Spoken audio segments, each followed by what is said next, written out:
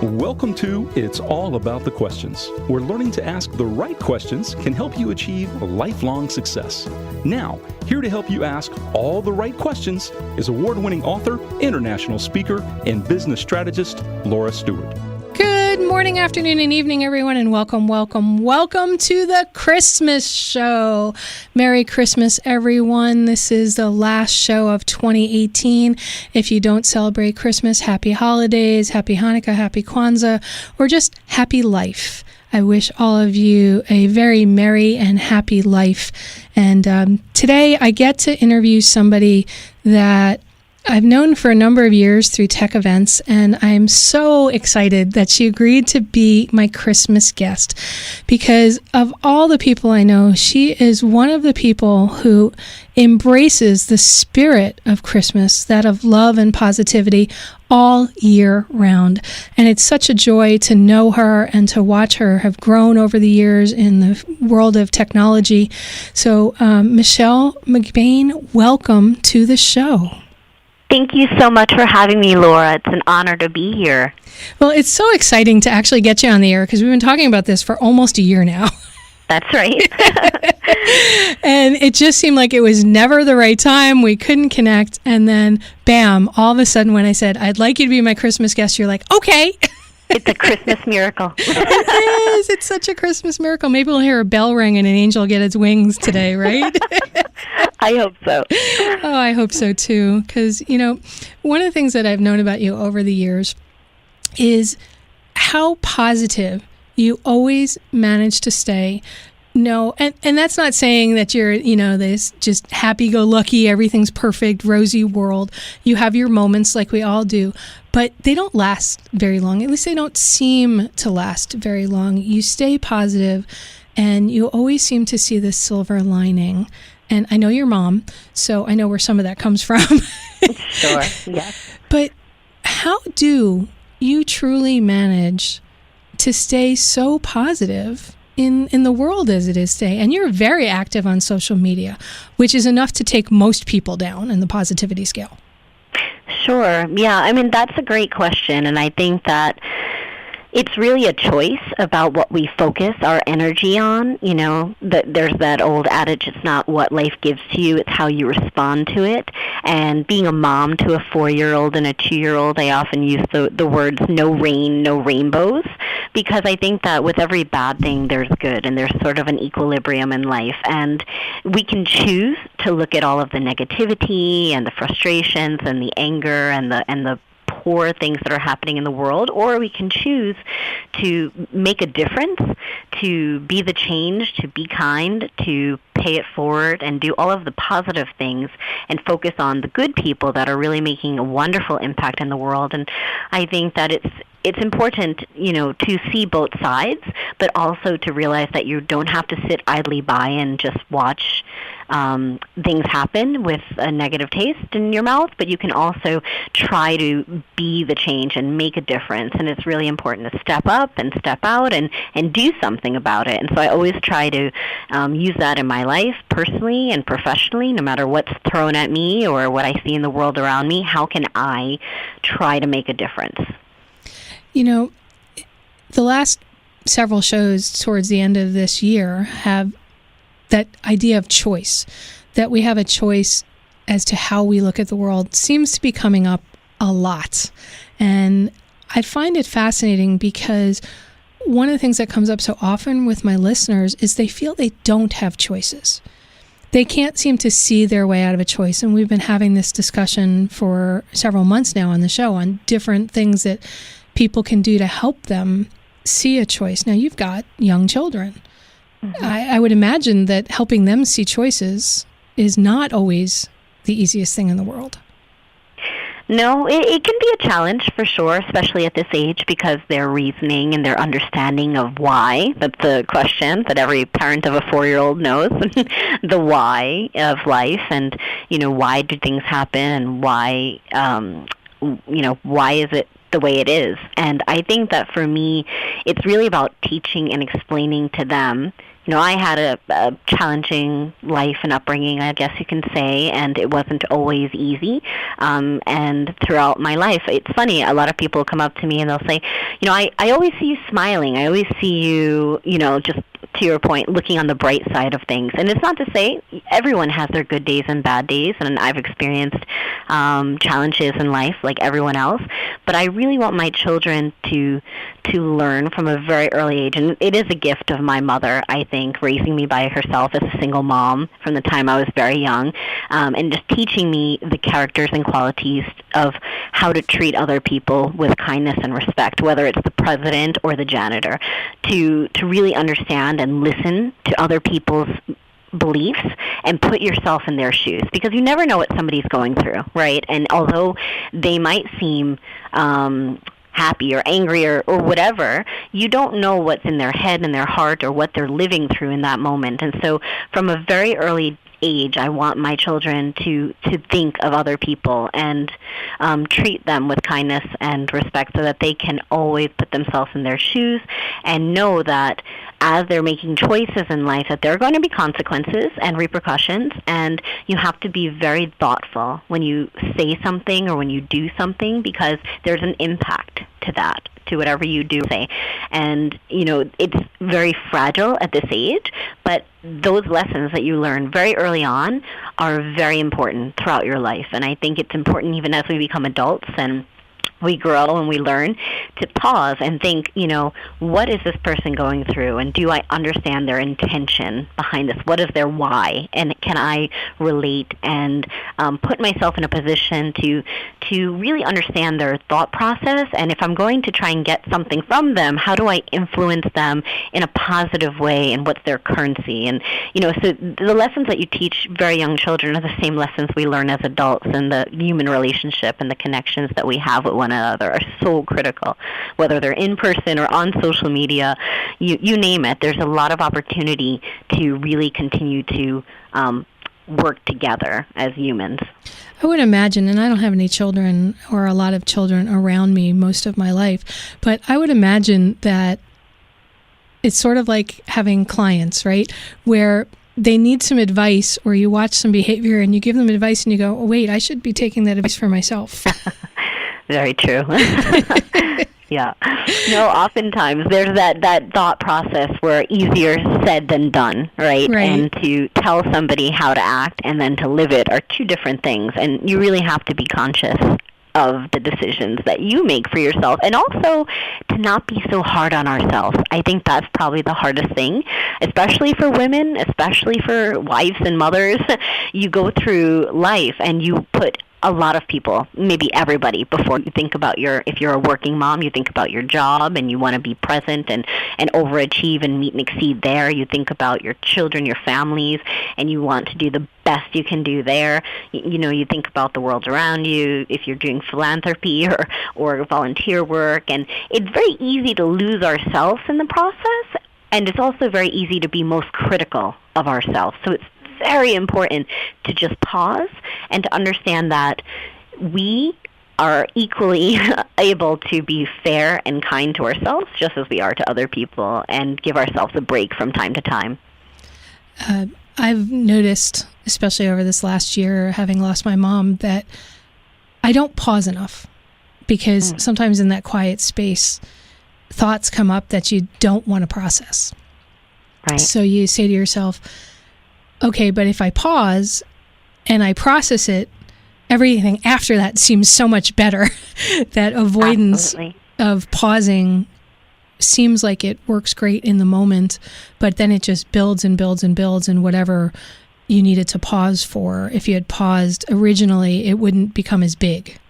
Right. No, that's absolutely true. It's sort of that brief moment to give yourself the time to reflect, to ponder, to move on, to forgive. Whatever happens in those moments of pause are so critical to kind of continuing on your journey.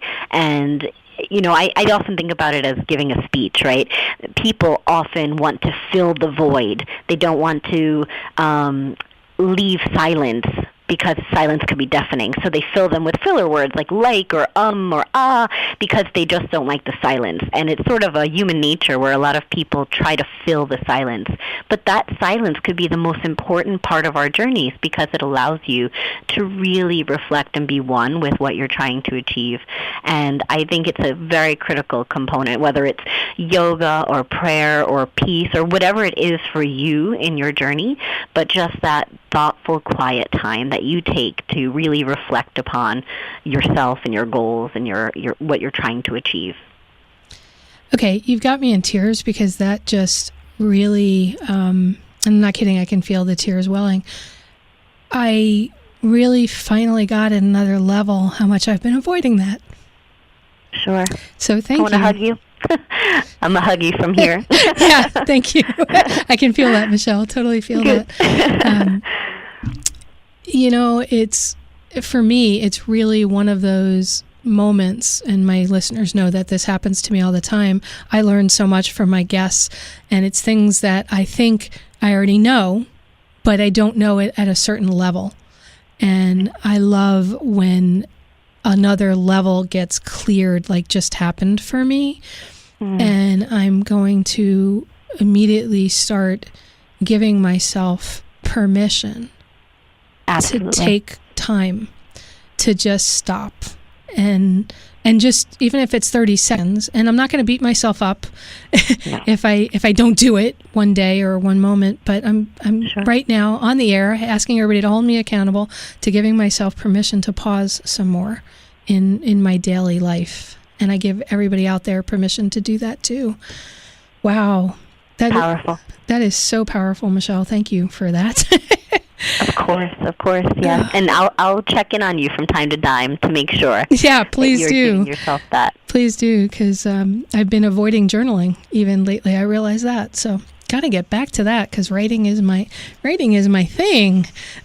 That's absolutely one of the most powerful cathartic ways for us to storyboard or release our innermost feelings or thoughts. I absolutely think so, because you can say things in your head and you can kind of think things in a passing moment, but when you put pen to paper in a true old-fashioned sense of the word, you are really connecting with what you're trying to achieve, right? And I think that that's one of the most powerful ways to release our thoughts and our emotions and hold ourselves accountable, because once it's written, I mean, you can erase it technically, but white it out. But the truth is that once it's there, and it really just allows us to not just overlook our thoughts, but connect with them in a really specific, clear way. And we're going to go right into commercial break with that beautiful thought. Success comes from not only what you know, but also who you know. Welcome back to It's All About the Questions with award-winning author Laura Stewart. Michelle, you were one of the first women in tech that I know of that really embraced the whole idea of social media. And you did it in a way that was not what anybody would have thought of was the traditional way, meaning you're just posting blog posts about, business and career and all that other stuff. You started doing social media to talk about other people, to share your inner thoughts, your who you are as a person, not only positive things, but things that you were concerned about or assistance that you needed. And that's not what people in tech normally do, right? They tend not, now they are, right? People in tech are out there a lot more, but not to the levels that you are. What made you decide that you were going to fully embrace social media no matter what the industry thought about it? That's a great question. And, I'll say that in the begining, maybe I was a bit more reserved, but it's my nature. I'm very open. No, I never would have gotten that. Sorry. It's one of those things where I guess you can call it the old adage where people buy from people they like, right? That was one of the first things I learned in sales. And what I learned is that it's not about finding the perfect business acumen and finding the perfect blog to make people understand what you're trying to achieve. All of that's important. But you really are selling yourself as well. Who is your brand? What do you stand for? What do you want to achieve in the world? Who am I working with? Who am I connecting with? When you look at social media, there are different platforms that have different tools and different reasonings, right? I feel like LinkedIn is very professional focused, and I feel like maybe Instagram is more visually stimulating for that purpose. But for me, Facebook, it has become a hybrid, and it is a connection into my life, into my family, into, what is important to me, whether it's encouraging young women and girls to pursue a career in technology, to having cultural diversity in the workforce, to having the attraction and retention of women and diverse candidates to your organization or team. These things are very critical for me and things I'm very passionate about personally. And they kind of leak over into who I am, right? And being the first in my family to go to college, being the first in my family to get a job in technology was sort of life-changing. And I wanted to encourage other people that didn't come from this background, because when I was in college, I met a lot of people who were lawyers their parents were lawyers or their parents were doctors, and that was what they were pursuing. And I didn't feel like there was anyone that looked like me. So for me, it really was at its intrinsic core, I wanted people to know that there's a place for them, that it doesn't matter what you look like or what you sound like or how old you are, that you can have and embrace a career in technology. You can embrace being who you are, being authentic and genuine and true to yourself. And that really resonates substantially more with people than portraying yourself as something that you think they want you to be.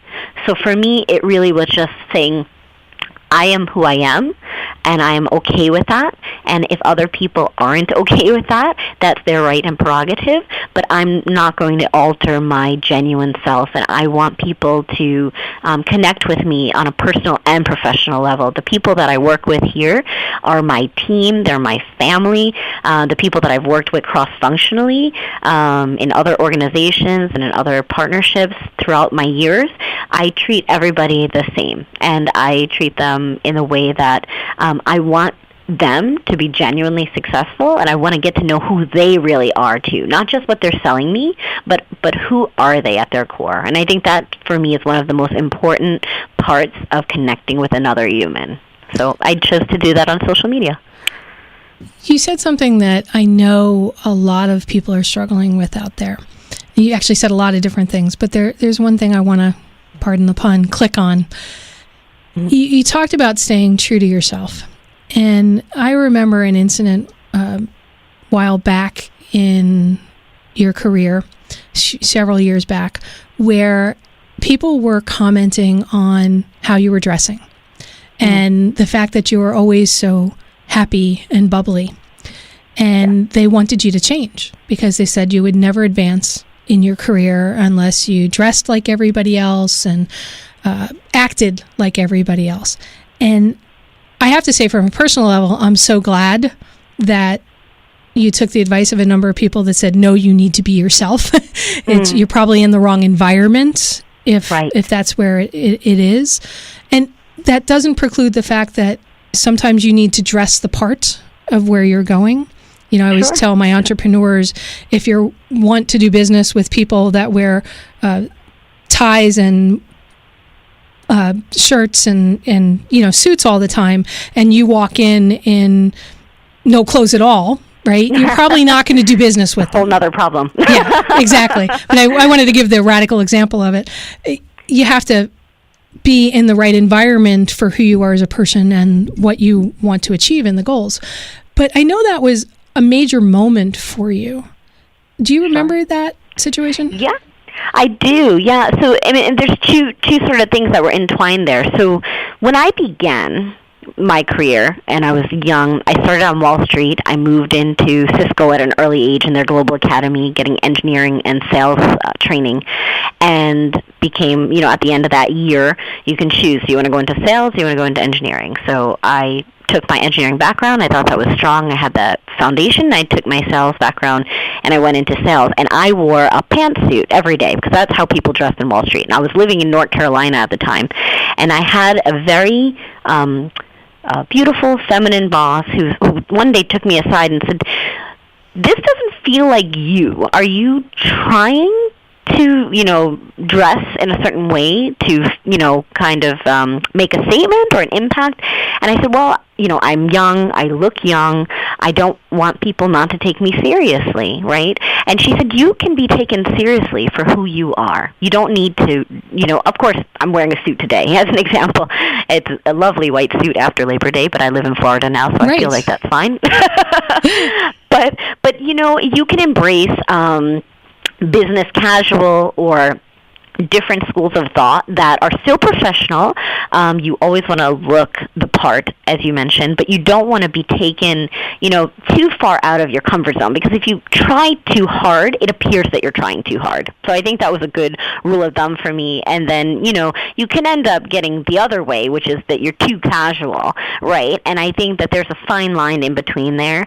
And it takes time in understanding who you are and the corporate culture that you work in, right? Because certain cultures, you do have to fit in a bit more than others, and others are a bit more flexible. But I tend to, in the environment that I'm in right now, I do a business casual dress for probably 4 days a week, some days dressier than others, and then on the fifth day, I rest.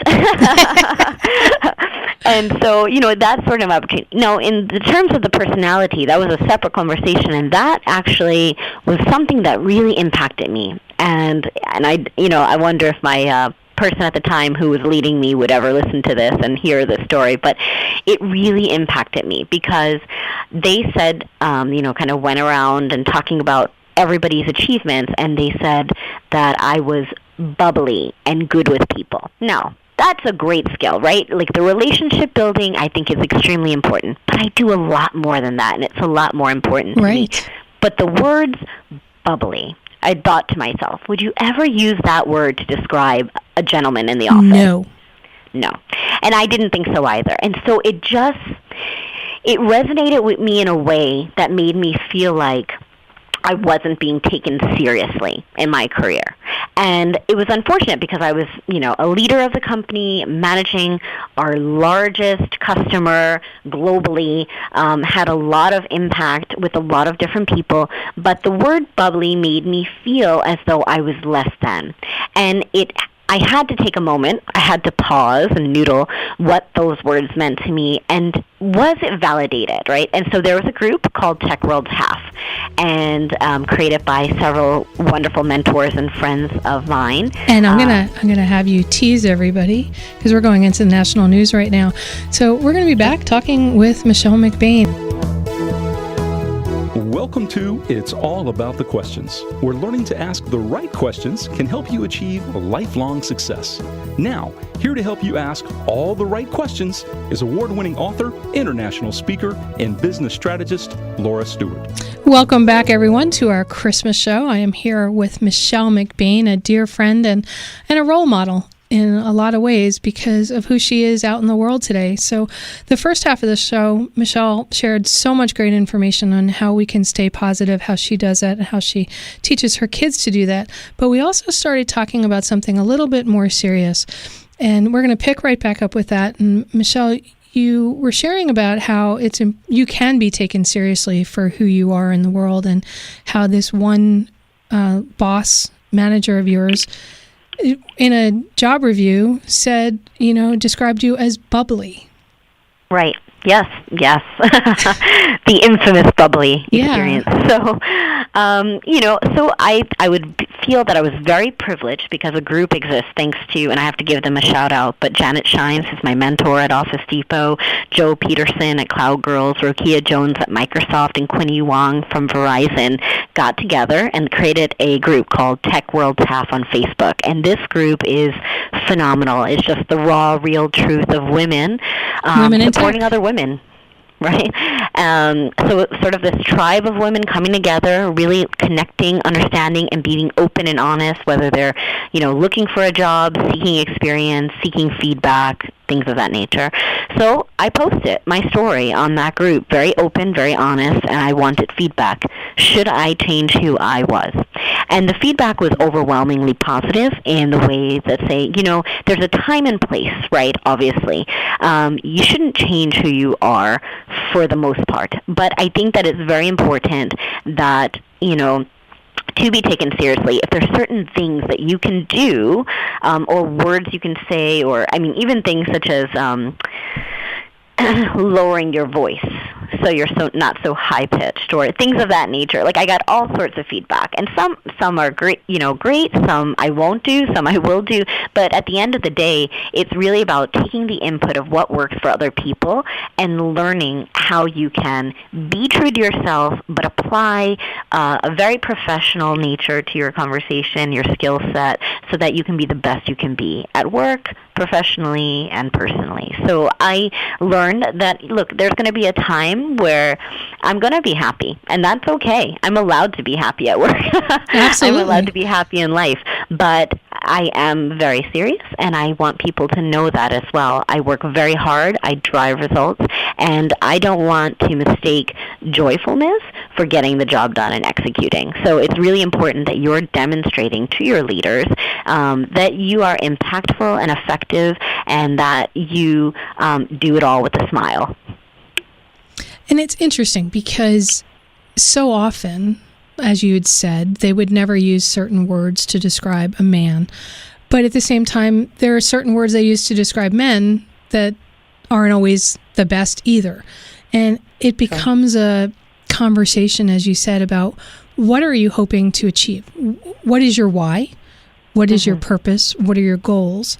And what do you need to do in order to achieve those without losing your authentic self in the process? Right. Absolutely. At the end of the day, I believe it's important, you can influence by mirroring, if certain people do certain things, you can kind of, you can relate to them in their language, if you will, but you don't have to change who you are to get there. And I think that that's the most important effective advice I can give to other people, journeying in their careers and in life is, it's okay to look and listen to the person. If somebody wants things like straight to the punch, and you are more of a ponderer who wants to reflect on things, well, that may not be the best communication method. So it's okay to adjust your style, but don't change who you are. That's not necessary.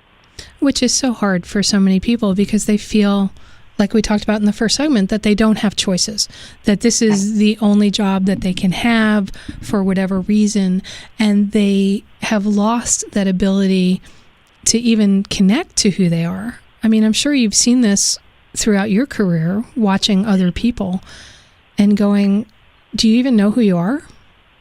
Yeah, I do see things of that nature, and, for me, you can't change the spots on a leopard for good, bad, or indifferent, right? And the truth is always going to come out in the end. So if you're pretending to be something you're not, then not only do other people know, right, but they feel it. So, there's certain things that I've heard in life that sort of that fake it till you make it, although I heard a wonderful woman speaker say once, own it till you hone it.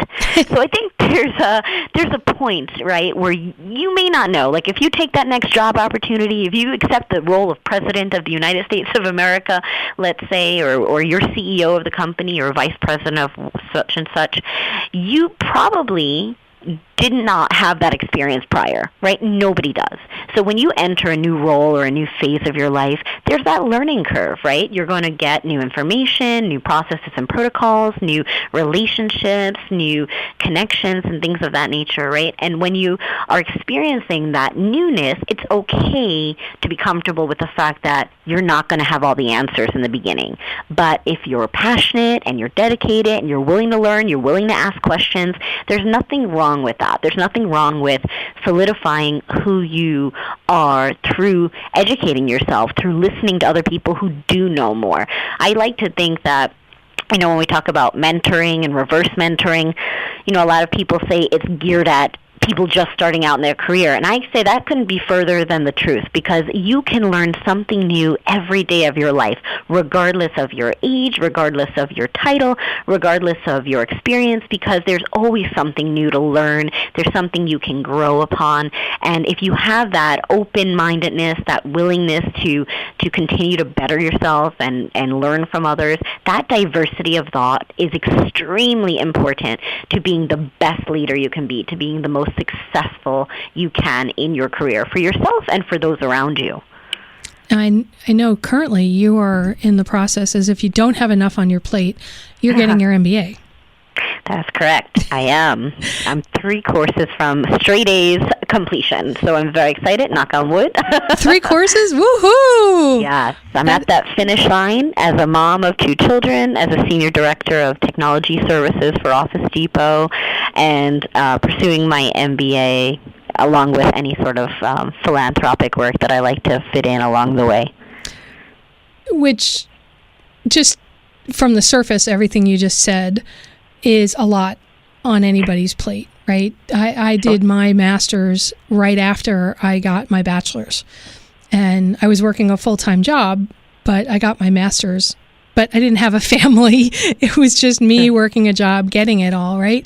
Now you've got the family. You're much further along in your career. You're doing all these other things. You're traveling with your family. And it's not a simple thing. And on top of that all, Michelle, and I know you've shared this on social media, and boy, I think the whole world was praying for you when this went on. You had heart surgery to That's fix correct. a problem that had been there since you were a child. Yes, ma'am. I sure did. I'm feeling great. I am so happy about that, as you know from my private notes to you and stuff like that. Thank you. How do you do all this? I mean, you can't have it all. Nobody can have it all. A good friend of mine, Cheryl Lu Sheng, who wrote a book called The 24-Hour Woman, once said to me, Laura, it's not about balance. Compare it to a sailboat. And when you're on a sailboat, you're going with the wind, but sometimes you can't keep going straight. Sometimes you have to go a little bit more to the left, a little bit more to the right. Of course, she used port and starboard. And she said, really, balance is sometimes it goes a little more one way and sometimes a little more the other. And hopefully at the end of your life, it's all equaled out. And I love that. That's the most perfect analogy for a fellow traveler and boat lover. I think that's perfectly said. For me, it is all about, and it's not balance. The work-life balance, I think, is a misnomer and a fact that makes people feel disappointed in themselves when they do not achieve perfection. Nobody is perfect. I am far from perfect, but I'm passionate and I'm driven. And I believe that anything is possible with enough effort and dedication and motivation. So for me, it is challenging, for sure. I'll say even when I was in college getting my undergrad, my mom was a single mom. We didn't have a lot of money. I had a full presidential scholarship, but I also had to work to supplement my expenses. So I worked 2 jobs while doing that. It's fast forward 13 some odd years later, I have a more senior career, which is more challenging and necessary for me to be committed and to be effective to. I have a husband. I have a family. So it is a challenge. But I said to myself this. 1, I want to be an example and a role model for my daughters and for anybody out there to say, I've always wanted to do this. It's something I've said, and I could put it off another X amount of years and just not do it. Or I can do it now while the children are young enough that they're not doing homeworks and science projects and Girl Scouts and all those other things that are going to come in a few more years, and I can actually get it done. Is it busy? Absolutely. Are there nights where I'm up till 2, 3 in the morning? Certainly. Am I tired sometimes? Am I cranky sometimes? Yes. But at the end of the day, it's something that when I'm done, nobody can take it away from me. I've achieved it. I've done it all. And is there a time where I balance and put a little more energy and attention towards work than my family? Yes. Is there times that I want to put a little bit more attention to my family versus that, or school? It ebbs and it flows, and there's the guilt, and all of that goes along with it because we're not perfect as humans. And we are unfortunately not perfect on the radio because we have to go to our last commercial break. So hold that thought, Michelle. We'll be right back. All right, so I had to cut you off for commercial. You were talking about you're not perfect. You go with the ebb and flow. I would disagree with you because I think you are just such a beautiful human being on the planet. But anyway, go ahead. Thank you. No, but at the end of the day, this is where the pausing comes in, right? And this is where it's okay to not be perfect. It's okay to not be able to do all things, be all things to all people. Because if you're giving 100% to everything, then you're not giving enough, right? It's impossible. The math doesn't add up. So you have to be present where you are when you're there. If you're at work, put all the energy there. When you're at home with your family, put your phone down. Be present with your family. This is sort of the ability to have that ebb and flow and go with the winds. And of course there's times where that's not possible, but make that the exception and not the rule.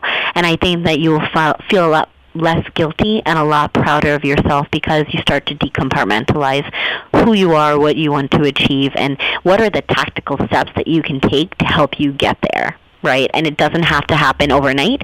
It can be a 2-year plan. It can be whatever it is. But if this is my goals, my 1-year, 3-year, 5-year plans, what steps am I going to take to make that happen? And being fully present and aware that your children aren't going to be little forever.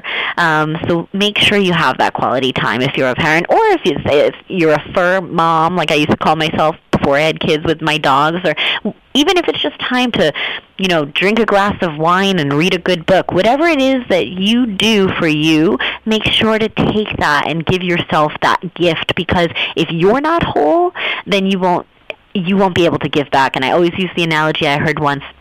When you're on a plane and the plane starts to have turbulence and the oxygen mask falls down, what do they tell you to do? You have to put the oxygen on you before you can help anyone else. Because if you're not 100%, then you're not going to be able to be there for your job, for your family, for anything else. So make sure, lead by example, and don't feel bad for needing that time. It's very important and effective. And that's a perfect thought to have, especially during this holiday season when we tend to are rushing around, which is not the intent of the holiday season either, but we tend to be rushing around to parties to get the perfect gift for somebody or order something or decorate the house to the nth degree or whatever it may be. And we forget that the true reason for the holiday season is to be grateful and thankful for what we have in the world and those loved ones that we have around us that are there. Absolutely. And really to be present with them. Yes, and I have to add to that because, and I want to publicly, again, I know I said this in private, but I want to thank Laura for sending me the most thoughtful gift. And after my heart surgery, first of all, that's a very scary time. I'm in my 30s. It's not something you would have expected, but it's something that you prepare for. And as they wheel you into that room and you don't know what's going to happen and you come out, you're very thankful and you have a new perspective on life and a new respect for what is really a priority in your life. And, I was so blessed by so many countless people who expressed their love through cards and emails and Facebook messages and flowers and gifts and you name it, and just an outpouring. I say kind of in a funny sort of way, but it's like, in a funeral you never get to see how much impact you have in the world or how people loved you. But, when you survive surgery, you get to see how loved you are. And it's such a beautiful, positive ray of light. And Laura sent me a gift from her mother, who also had open heart surgery.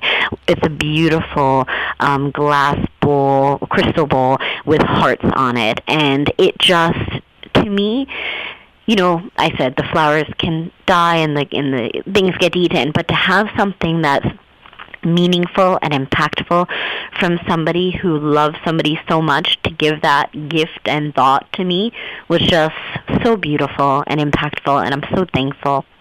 So take time when you're going through your holidays. It's not about how much it costs or if it's this certain brand, but what do you really giving to somebody that means something, and take time to, when you're with these people, to appreciate the time that you have together, because nothing is promised in life, and time is fleeting, and it's really important to forgive and to forget and to move on and to let bygones be bygones, and love and cherish the quality time with the people in your life. So I would really say that, it's a gift when you experience, when you're faced with surgery such as the magnitude of mine was. And I think that that's probably the most important thing. When people say, will you have a Merry Christmas? I already know I will, because I feel very blessed to be alive and to have time with those I love. And that's the most important thing. And based on all of the social media and all the prayers that are put out there, I hope you know that you've already left an amazing legacy in the world. Thank you. That's very kind of you to say. That is very kind. And I Likewise. wish that people didn't have to wait till moments like that where we think we're going to lose somebody for that to be expressed. If everybody today through the end of the year, every day took one person and said to them how grateful they are for them, for one thing that they did that changed a perspective or a life, and just share that. Can you imagine what would happen out in the world, Michelle? Oh, I just have chills all over. I think it would just be such a beautiful thing. Just sharing that positivity, paying it forward, and being thankful for those people who you love. And I think that's just a wonderful way to end the year and begin a new year. Yeah, don't wait till somebody's gone or on their deathbed to tell them how much they mean to you. Because by then it's too late. It's too late. And you've got a wonderful Facebook group that you created called Extra Extra Good News. Oh, thank you. Thank you very much. And I hope everybody who's listening to the show, if you don't connect with Michelle in any other way, go onto Facebook and search for the group Extra Extra Good News and sign up for it, because everybody posts just these wonderful things that are happening in the world. Yeah. It was a time in my life, there was a lot of negativity going on in the world. There was a lot of negativity with violence and shootings and sadness and brutality and racism and, religious bigotry. And it was just so hard and so overwhelming. It was just, I didn't want to go on social media. I didn't want to turn on the news. And I said, I have to do something, because it's becoming depressing. And how do I share the light, share the good that's happening in the world? Because it's not all bad. It can't be all bad, right?